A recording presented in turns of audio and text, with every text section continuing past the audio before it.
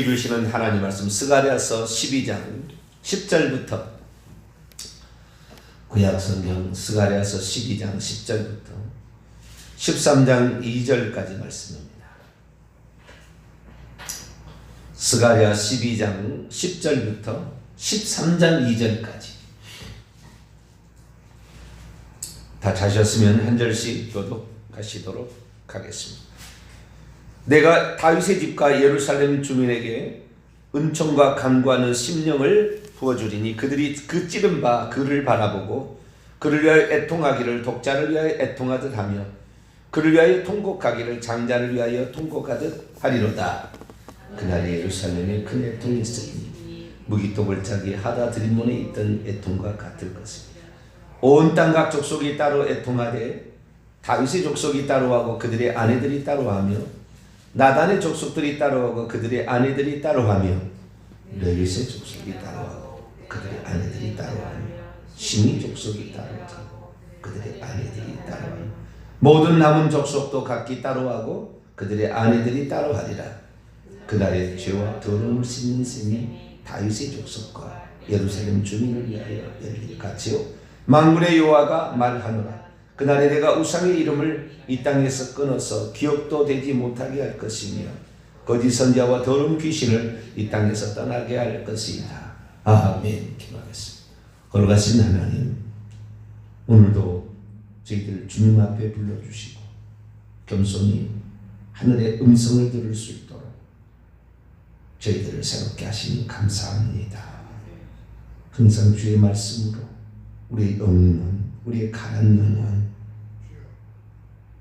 소낙비 임하듯 성령의 은혜로 채워주셔서 우리 입술이 사랑과 용서, 화해의 입술이 되게 도와주시고 미움과 질투와 교만의 입술은 떠나가게 도와주옵소서. 죽을 때까지 있을 우리의 영적 싸움에 승리자가 되도록 마음을 지키고 입술을 지키게 도와주시며 우리의 시선을 주님께 향할 수 있도록 역사해 주옵소서. 이 시간도 주의 말씀을 듣고자 합니다. 하나님 저희들에게 말씀하여 주옵소서. 우리 주 예수 그리스도의 이름으로 기도하옵나이다. 아멘. 할렐루야. 스가랴서를 강의를 제가 이제 하고 있습니다만 스가랴서를 물론 14장이나 되니까 조금 선지서 중에서 좀 많은 분량입니다. 물론 이사야서 예레미야 이런 거 비하면 좀 적지만 그래서 스가랴서의 말씀을 그렇게 깊이 이렇게 보지를 못했어요. 이제 요한계시록 강해를 조금 더 깊이 이렇게 알고자 스가랴서를 좀 집중해야 할 필요가 있겠다. 그래서 스가랴서 강의를 이렇게 해나가는데 깜짝 놀랐어요. 네, 깜짝 놀랐어요. 주석들에는 잘 얘기를 그렇게 안 나와요. 그런데 알고 결론을 알고 예수님을 알고 이 성경을 보니까 어마어마한 내용을 담고 있어요. 그래서 이게 보통 말씀이 아니구나. 누가 이걸 알아들을까? 누가 이걸 알아들을까? 자기는 자기 수준에서 알아듣잖아요. 자기가 가지고 있는 믿음과 말씀을 초월하지 못하는 거죠. 그러니까 이것을 정확히 알려면 하나님이 누군지, 성령이 누구고 예수님이 누군지에 대해 알아야 이 말씀을 이해하게 돼 있더라고요. 그 깊이가 대단하다. 우리가 왜 그걸 그렇게 몰랐을까? 아니, 그 알면서도 그 깊이를 왜 몰랐을까라는 생각을 하게 되는 것입니다. 우선 여기에 몇 가지 질문을 던져보자면 여기 이제 우선 그 교정해야 될 것은 12장 10절에 내가 다윗의 집과 예루살렘 주민에게 은총과 강구하는 심령을 부어주리. 심령이 아니에요. 사람이 아니에요. 강구하는 영, 간구의 영이기 때문에 성령으로 보는 것이 맞습니다. 그래서 성령을 부어준다. 내가 여호와죠. 내가 성령을 부어준다. 여호와께서 성령을 부어준다. 여호와께서 성령을 부어줬어요? 예수님이 성령을 부어줬어요? 첫 번째 질문이고, 두 번째, 그들이 그 찌른 바 나를 바라보고, 원문 1을 보면은 나를, 그를 막 이렇게 왔다 갔다 하는, 원문은 나를이에요. 근데 나를 그 찌른, 이거 메시아에 관한 예언인데, 그 찌른 바, 찔렀던 그들, 예루살렘 거민들이죠. 당사자들입니다. 자기 백성이 영접지 아니하더라. 요한복음 1장 11절의 말씀처럼 그 이스라엘 백성이 메시아를 죽인 거죠. 찔러서.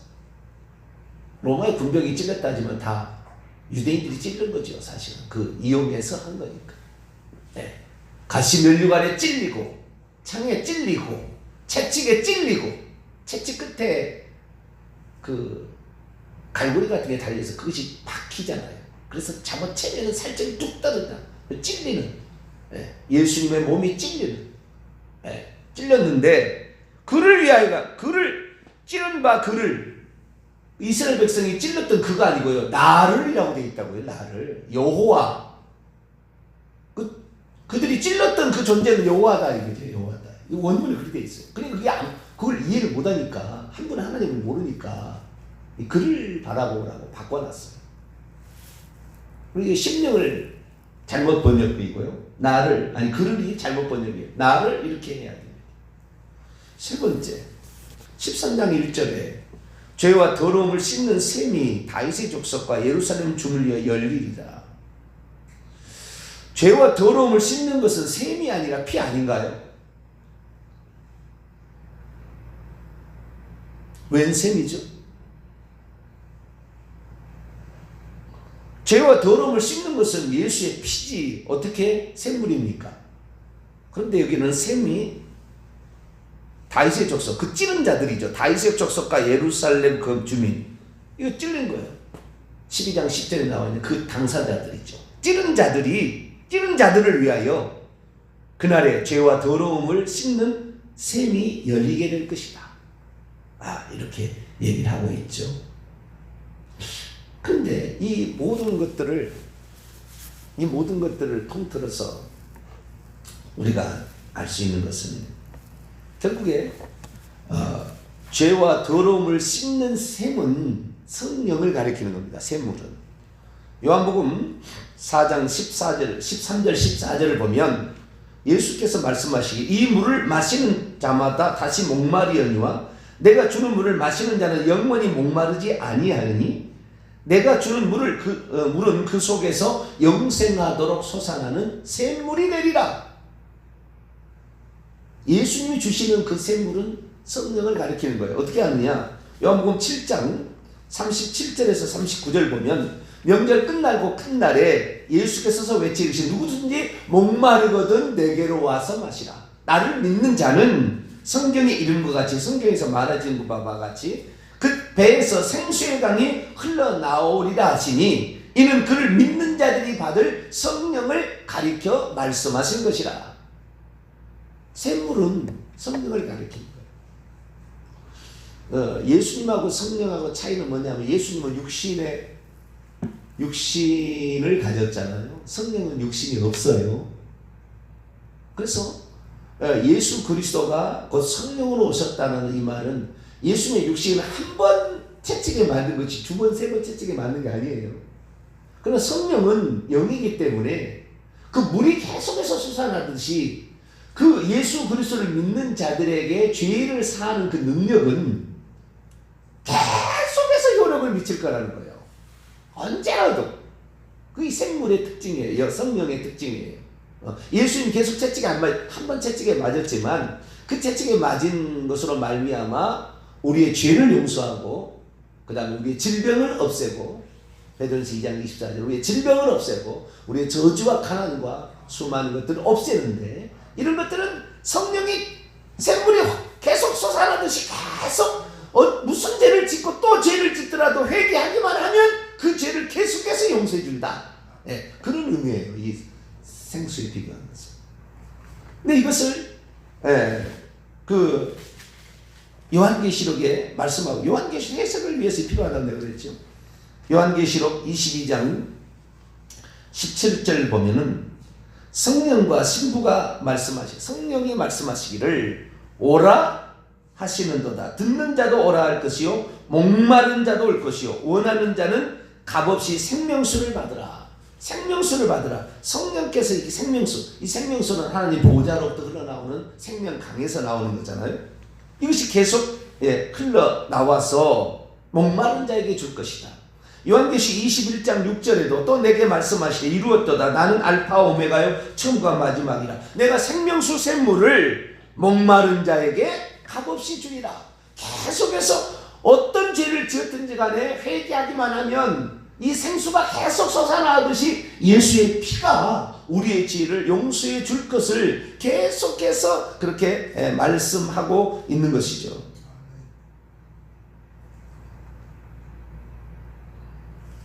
그래서 이 예수 그리스도의 피를 생수, 생명수, 성령의 빗대서 얘기하는 것은 예수 그리스도께 우리가 어떤 죄를 회개하든지 간에 그 죄를 계속해서 성령께서는 오셔가지고, 예수님의 오심이 곧 성령의 오심이잖아요. 성령의 오심이 예수의 오심이니까 성령으로 오시는 그분께서 계속해서 우리의 죄를 용서해 준다. 그런 의미로서 죄와 더러움을 씻는 피가 아니라 죄와 더러움을 씻는 셈이라는 표현을 쓰고 있는 거예요.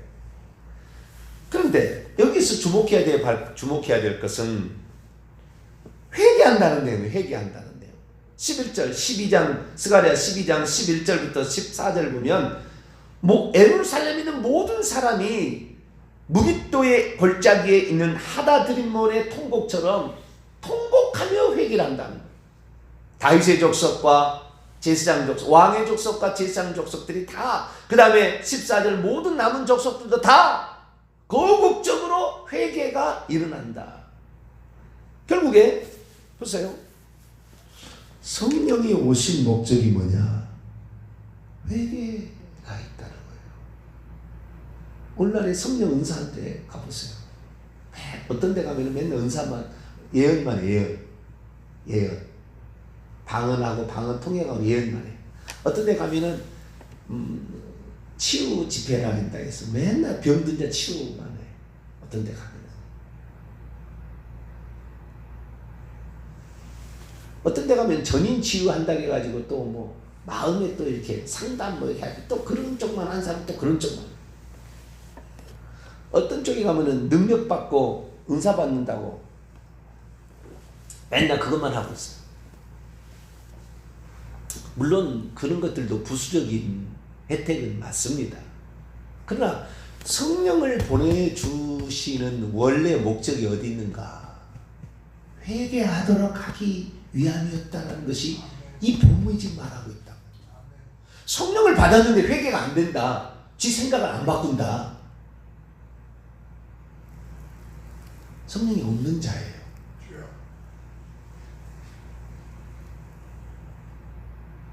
성령을 받은 자의 특징이 나오는데요. 성령을 받은 자의 결과가 나오는데요. 스가랴 13장 2절에 보면 세 가지 성령을 받아서 죄를 회개해서 그 마르지 않는 샘에서 나오는 예수의 피를 받아서 계속 그 용서를 받은 사람의 특징이 세 가지가 나와요. 첫째는 우상을 버린대요. 둘째, 거짓 선지자를 멀리하게 되고요. 셋째는 더러운 귀신을 멀리하게 된대요. 귀신이 계속 역사하고 있다. 회개 안 하는 거예요. 성령께서 회개하도록 하는 것을 거부한 겁니다. 아니면 성령을 안 받았든지. 거짓 선지자, 진리의 말씀을 따라가지 아니하고 거짓 선지자 이세벨의 가르침처럼 우리를 편안하게 해주고 우상숭배 아니에요. 그건 예입니다. 그런 식으로 얘기해서 우상숭배 이세벨의 가르침처럼 거짓 선지자 이세벨의 가르침처럼 그 가르침을 받아들인다니까. 그 가르침을 배척할 수밖에 없어요. 목숨을 걸고 나는 오직 주 예수 그리스도만 나의 하나님입니다. 이렇게 가야 이것이 성령의 역사야. 할렐루야. 결과가 그렇게 나온다고 말. 그게 안 나오면 이건 성령의 역사, 회개 안 한 거다 그 말이에요. 회개 안 한 거다. 성령의 온 목적을 상실한 거예요. 우상을, 예수 위에 다른 것은 다 우상이구나. 내가 가장 소중히 여기야 예수 그리스도구나. 이게 결과가 이렇게 계속 나와서 주님을 위해서, 나를 위해서 죽어주신 그분을 위해서 내가 무엇을 드릴까, 무엇을 헌신할까, 이 생각이 저절로 나오지 않고 있다면 진짜 회개 안 한 거란 그 말이에요. 많은 사람 귀신 쫓아달라 하는데요, 귀신만 달랑 쫓아주면 좋겠네 그거예요. 예수님은 알려고 생각지 아니하고 예수님만 쫓아주면 내가 좀 홀갑을 하겠네, 좀 도와주세요, 이런 거예요.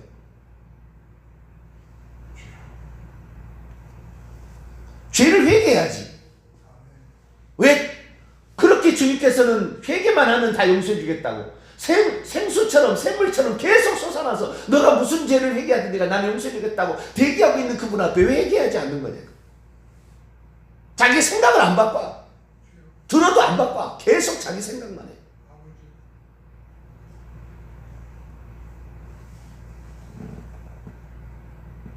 성령을 보내주신 목적이 회개에 있다. 우리는 여기에, 우리는 이 얘기가요, 맞물려 있는 게 뭐냐면, 왜 회개가 될 수밖에 없고 회개에 있다고 얘기를 하느냐. 이것은 12장 10절에 나와 있는 말씀 때문에 그래요. 12장 10절에 누가 성령을 보내준다 그랬냐면은 내가 여호와가 보내준다. 만군의 여호와가 보내준대요. 만군의 여호와. 8절에 그 만군의 그 여호와가 보내준다고 얘기를 하고 있어. 그리고 그 메시아를 찌르는데 그 메시아가 나라고 얘기를 하고 있어요. 여호와께서 내가 메시아로 갈 거다. 이사야 9장 6절만 말하는 게 아니에요. 아들로 오시고 아기로 오신 그분이 스가랴에서는 찔릴 상처를 받고 고난을 받고 우리 대신 죽을 것을 말해주고 있는데, 이것이 그 구약으로 치자면 여호와 하나님이 그렇다고 하는 것을 스가랴 선지자가 말하고 있는 거예요. 여러분, 요한복음 16장에 보면 성령이 오시는 목적을 사도 요한이 이렇게 말합니다. 7절 이하를 보면 내가 떠나가는 것이 너희에게 유익할 거다. 내가 떠나가지 아니하면 보혜사가 너희에게 오시지 아니할 것인데 가면 내가 그를 보내드리니. 자, 가면 내가 그를 보내드리니. 자, 누가 보낸다고 아까 스가랴 12장 10절에 나왔다고? 내가 성령을 부어준다 이렇게 얘기하고 있잖아요. 사도 베드로도 사도행전 2장 33절에 하나님이 오른손으로 예수를 높이시며 그가 약속하신 성령을 아버지께 받아서 너희가 보고 듣는 이것을 부어주셨다. 내가 부어준다. 저 예루살렘 그 나를 찔렀던 좀 죽일 놈들이잖아요. 자기를 구원하려는 하나님을 몰라보고 그를 찔러 죽인 배은망덕한 그들에게 이 성령, 지금 사도행전 2장은 예루살렘에 와 있는 그 사람들한테 지금 한 얘기예요. 오순절 막 성령 강림 후에 베드로 설교 가운데 예수님이 부어주셨다고 말하고 있는데 구약 성경에는 뭘 내가 여호와가 하고 있다. 여러분, 회개가 두 종류가 있는데요. 회개가 두 종류가 있는데 물론 각도에 따라서 다른 기준이 있어요. 근데 제가 말하는 이 회개는 어떻게 되냐면은 회심의 회개가 있고 반복적인 회개가 있는 거예요. 회심의 회개가 뭐냐면 예수님이 누군지를 잘 모르고 자기가 예수님을 핍박하고 예수 믿는 것들 저것들 미친 것들이고 저것들 다 핍박하고 막 했던 사람이 어느 날 그 예수님이 누군지를 알아버린 거예요. 어느 날 누군지를 아는 거예요. 그 누구냐면 예수님이 곧 하나님이라는 걸 나중에 알게 되는 거죠. 이게. 그래서 자기가 이 예수 그리스도를 믿고 구원을 받는다고 생각을 했는데 나중에 알고 보니까 하나님께서 직접 오셔서 사람이 되셔가지고 그 고난을 받으시고 죽었다가 살아나는 것이 전능하신 하나님이 나를 위해서 했다는 걸 나중에 알게 되는 거죠. 하나님이 아들을 달랑 보내서 아들이 죽은 게 아니라 하나님 달랑, 하나님 괜찮고 아버지 괜찮고 아들 달랑 보내가지고 이렇게 죽은 게 아니라 하나님 자신이 와서 이 일을 해냈다는 사실에 이것을 깨닫고 자기가 예수님을 몰라보고 자기가 예수님이 전능한 하나님께서 주 하나님께서 나를 위해서 이 처참한 멸시 천재와 고난을 받았다는 사실을 몰라봤던 것을 가슴을 치고 회개한 이거 회심이에요. 회심. 예수 그리스도가 누군지를 알고 처음에 하는 그 회개, 이게 회심이에요. 회심. 이 회심의 회개를 지금 여기는 얘기하고 있는 거예요. 그리고 그 다음에 13장 1절에 가서는 우리가 자범죄 회개할 때 셈이 계속 나오듯이 계속해서 그 죄를 용서해 주는 거예요. 처음에 회개는 예수를 몰라봤던 찔렀던 그분이 하나님을 빙자한 하나님의 아들이라고 했던 파렴치 않은 그 하나님을 모독한 놈이라고 생각하고 죽였는데 나중에 보니까 그분이 하나님이더라는 것 때문에 충격을 받아서 가슴을 치며 통곡을 한다는 거예요. 우리가 하나님을 몰라, 우리를 구원하러 오신 하나님을 몰라봤다. 우리 몰라봤다. 이것 때문에 충격을 받는다는 거예요. 사도행전 20장을 열어봅시다.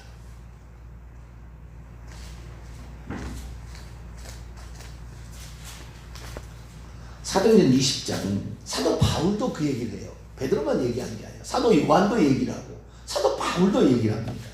20장 28절 27절부터 하겠습니다. 이는 내가 꺼리지 않고 하나님의 뜻을 다 여러분에게 전하였습니다. 여러분은 자기를 위하여 또는 온 양떼를 위하여 삼가라. 성령이 그들 가운데 여러분을 감독자로 삼고 하나님이 자기 피로 사신 교회를 보살피게 하셨다. 하나님께서 자기의 피로 사신 교회를 보살피게 하셨다. 목양하도록 하셨다. 하나님이 자기의 피로. 사도 바울도 알았어요. 하나님이 피 흘렸구나. 우리는 단지 그냥 하나님이 그 아들을 보내가지고 아들이 피 흘린 줄 알았더니 그게 아니라 하나님이 와서 피 흘린 거구나. 요한계시록 사도 요한도 말해요. 요한계시록 1장 7절 8절을 보면 볼지어다 그가 구름을 타고 오시리라. 각 사람의 눈이 그를 보겠고 그를 찌른 자들도 볼 것이요 땅에 있는 모든 족속이 그로 말미암아 애곡한다. 이게 바로 스가랴 12장 10절의 말씀 인용한 거 아니에요. 애곡하리니 그러하리라. 주 하나님이 가라사대 나는 알파와 오메가라. 지금도 계시고 아직도 계시며 지금도 오고 계시는 이 전능한 자. 지금도 오고 계시는 건 누군데? 예수 그리스도. 주 하나님이. 사도 요한도 그걸 얘기해요. 근데 우리가 제가 이 얘기를 한 지가 벌써 한 5년 이상 돼가는데요. 하나님 아들이 죽었다 맨날 그래요. 하나님 죽었다고 말하면 안 돼요. 하나님은 절대 못 죽으니까. 하나님이 죽기 위해서 아들로 오신 거죠.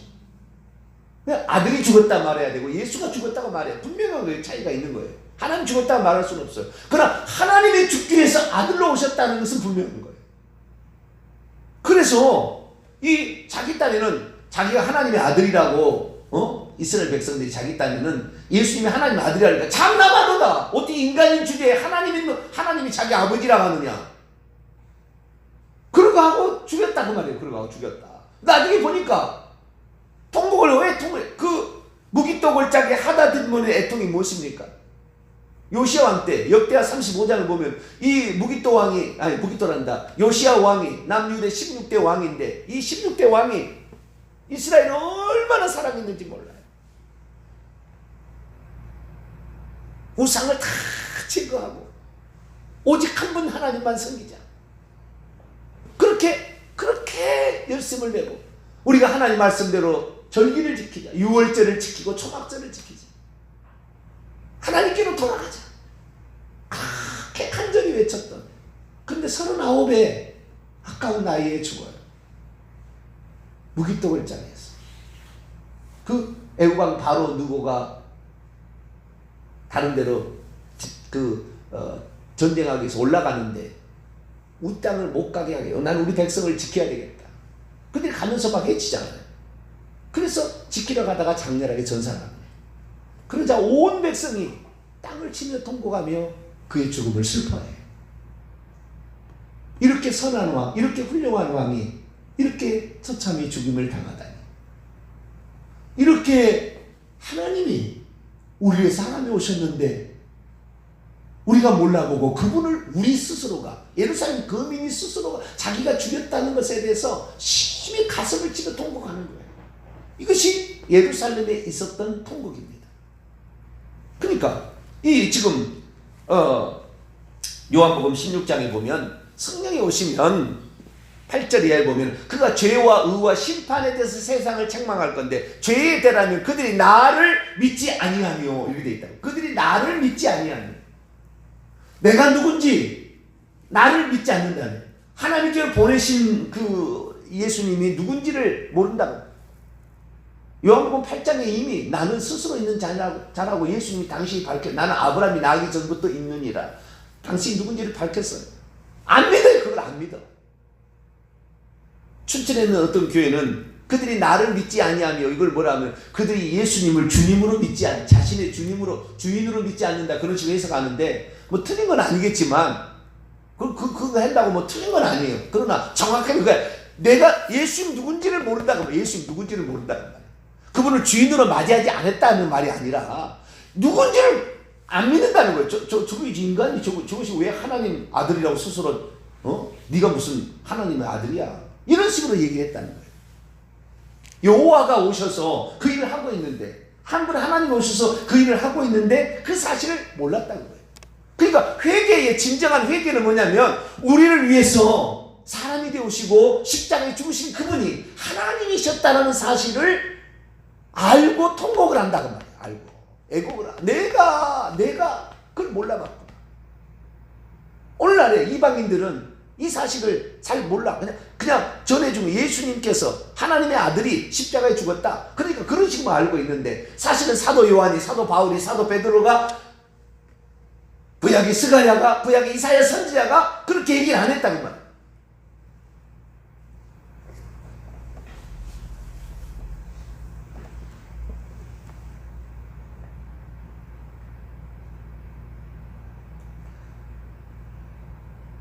그래서 진정한 이 사람이 믿음이 있나, 이 사람이 귀신을 쫓아내고, 이 사람이 귀신으로부터 자유케 되고, 이 사람이 정말 우상을 멀리하고, 이 사람이 진정 거짓된 가르침을 버리고 진리만을 따라가려고 한다면 예수님이 한 분 하나님이셨구나, 그분이 십자가에 죽었구나, 그것을 내가 죽였구나 라는 사실을 깨닫는 자가 비로소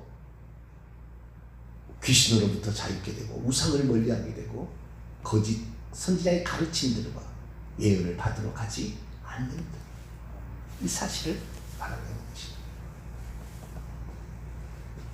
그런데 이 예수님이 하나님이고 예수님이 성령님으로 오셨다는 사실을 모르면 어찌 이 말을 해석할 수가 있겠어요? 그런 주석이 안 나와요. 제가 지금 얘기하고 있는 주석책이 안 나와. 아무리 떠들어봐도 안 나와요, 이 얘기가. 제가 처음 질문을 던졌잖아요. 여호와가 성령을 보내준다고 그랬다. 맞느냐? 예수님 보내준 거냐? 예수님 부어준 거냐? 찔렀던 그분이 여호와라던데 예수님 아니냐? 죄와 더러움을 씻는 피해야지 왜 샘이냐, 샘물이냐? 한 분 하나님이 하시는 삼위일체 하나님의 역사예요. 진정한 삼위일체 하나님의 역사. 이것이 여기 이 구절에 다 지금 녹아 있는 거예요. 그래서 여기서 하나로 볼 줄 알아야 비로소 우리가 진리 안에 가는 것이고, 정말 예수 그리스도만을 위해서 자신의 목숨을 버리고 내 인생의 주님, 나를 위해서 이렇게 모든 것을 다 하신, 왜 그렇게 했는지 우리는 이해할 수 없고 다 알아들을 수는 없지만 나를 위해서 기꺼이 하셨던 그분의 그 큰 사랑, 그것을 아는 상황이 결국에 귀신으로부터 자유게 되고, 이 사람이 날마다 죄를 회개해서 오늘도 자신의 죄를 회개함으로 죄와 더러움을 씻는 셈에 가서 목마르지 않는 그 셈, 계속 포도포도 나오는 그 셈에 가서 그 몸을 담그고 그 피로 씻게 되고 그 생수를 마시게 될 때 우리의 영혼이 가지지 않아도 행복하고 누려보지 않아도 행복한, 할렐루야, 그런 사람이 돼. 예수 그리스도를 알 때 진정한 행복이, 진정한 만족이, 진정한 흘러넘침이, 진정한 기쁨이, 주님께서 내 목숨을 드린 것이 아깝지 않으니 우리의 속에서 계속해서 솟아나옵니다. 그래서 우리가 이 스가랴서 말씀이 메시아의 순환에 관하여 얘기하는, 예언하는 몇 안 되는 성경 구절인데, 야, 이렇게 깊은 뜻을 가지고 있구나. 그래서 이제부터라도 우리가 우리 자신을 위해서 한 분 하나님 행하신 이 놀라운 일, 삼일체적으로 일하신 그 놀라운 일을 우리가 마음속에 기억하고, 우리도 그분 앞에 성령이 오신 목적은 예수님이, 죽은 예수님이 하나님이 따르는 것을 깨닫게 하려고 왔고, 그것을 알 때 비로소 회개가 터지게 되고, 회개가 터지게 될 때 우상을 멀리하고 예수님만을 나의 주님으로 섬기게 되고, 거짓된 가르침 따라가지 않으며 진리의, 거짓 예언자 따라가지 않으며 진리를 따라가게 되고, 귀신이 얼씬 못하는, 왜 성령은 진리형이에요. 예수님께서 요한복음 14장 25, 26절, 15장 26절, 성령이 오시면 그가 나를 증언할 것이요, 그가 나를 증언할, 내가 하나님의 딴 걸 증언한다는 거잖아요. 예, 그가 나를 증언할 것이요. 그래서 우리가 이 예수님만을 사랑하고 증언하며 전달하고 또 이분 사랑에 보답하는 삶을 살게 되기를 간절히 바랍니다. 거룩하신 하나님 감사합니다.